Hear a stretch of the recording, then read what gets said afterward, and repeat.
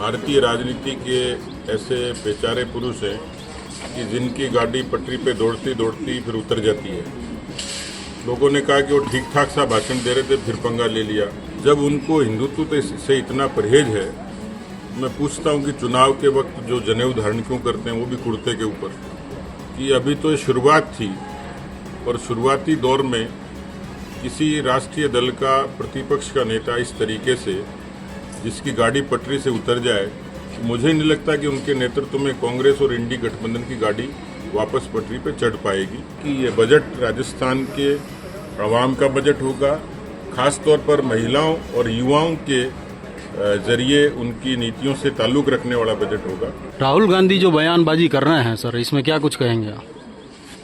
राहुल गांधी भारतीय राजनीति के ऐसे बेचारे पुरुष हैं कि जिनकी गाड़ी पटरी पे दौड़ती दौड़ती फिर उतर जाती है।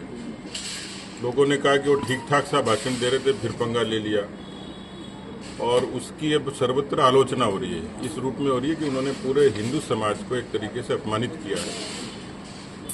पूरे हिंदू समाज को हिंसक, और जिसको पूरी दुनिया ने देखा, जब उनको हिंदुत्व से इतना परहेज है, मैं पूछता हूं कि चुनाव के वक्त जो जनेऊ धारण क्यों करते हैं, वो भी कुर्ते के ऊपर।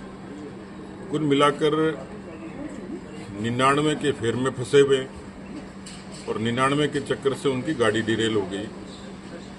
इसलिए मुझे नहीं लगता कि अभी तो ये शुरुआत थी और शुरुआती दौर में किसी राष्ट्रीय दल का प्रतिपक्ष का नेता इस तरीके से जिसकी गाड़ी पटरी से उतर जाए, मुझे नहीं लगता कि उनके नेतृत्व में कांग्रेस और इंडी गठबंधन की गाड़ी वापस पटरी पे चढ़ पाएगी।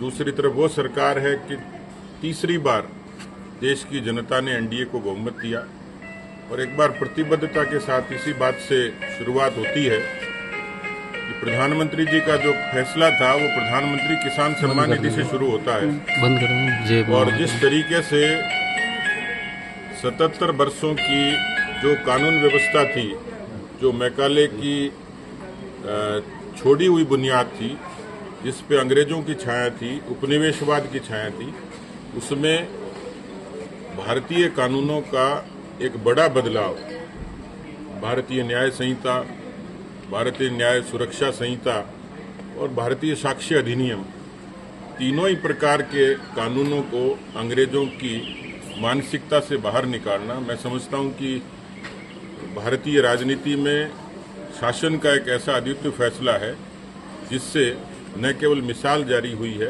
वरना लोगों को अब न्याय पर फोकस रहेगा, न्याय मिलेगा। इस बात की गारंटी भारत की न्याय व्यवस्था शासन के जरिए देगी।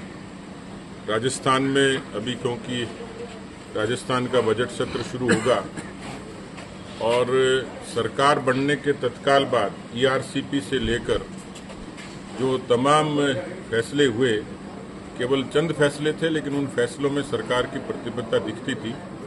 अभी प्रदेश की वित्त मंत्री, उप मुख्यमंत्री दिया कुमारी जी बजट पेश करेंगी। ये उम्मीद की जाती है कि ये बजट राजस्थान के आवाम का बजट होगा, खास तौर पर महिलाओं और युवाओं के जरिए उनकी नीतियों से ताल्लुक रखने वाला बजट होगा।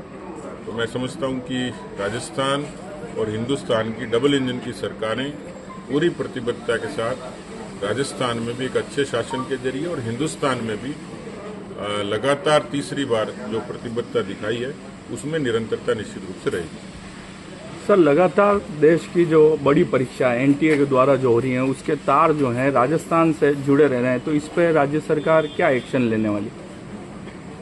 देखिए, मुझे लगता है कि जो खुलासा हुआ था और जिसमें वहाँ की सरकारों के जो पूर्ववर्ती सरकारें थी, उनके तार उनके जुड़े हुए थे, पूरा एक नेक्सस था। इतने बड़े नेक्सस को तोड़ना अपने आप में चुनौती थी, लेकिन जिस तरीके से केंद्र की सरकार ने, एजेंसियों ने सख्ती के साथ शुरुआत की है, और मुझे लगता है कि सरकार इस बात के लिए प्रतिबद्ध है कि भविष्य में किसी तरीके की लीकेज नहीं होगी। इस बात के लिए मोदी सरकार और राजस्थान की सरकार पूरे तरीके से प्रतिबद्ध है।